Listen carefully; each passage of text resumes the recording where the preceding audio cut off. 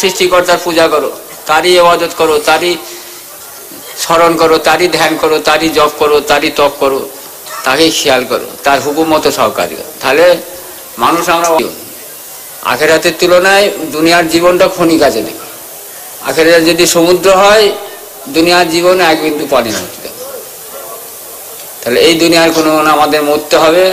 মরার মানে সব ধর্মই বলছে তোমাকে সৃষ্টিকর্তার কাছে এই দুনিয়াতে যা কিছু করেছো তার জবাবদিহি করে, তার হিসাব দিতে হবে। সেই জন্য আল্লাহ তাআলা 1,24,000 পয়গম্বরকে পাঠিয়েছে দুনিয়াতে এই আল্লাহর হুকুমটা শুনিয়ে দিয়ে।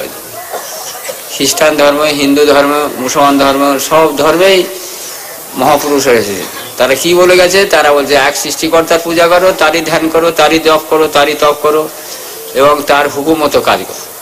যদি এর মধ্যে থাকে মানুষ, তাহলে শয়তান তাকে বিরাস্তা করতে পারবে না।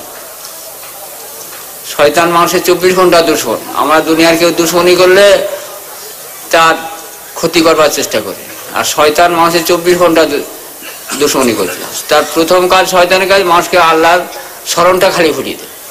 আল্লাহ বলছে আমি সমস্ত মানব জাতিকে পেটিয়েছি এক সৃষ্টিকর্তার পূজা করো, তারই ধ্যান করো, তারই জপ করো।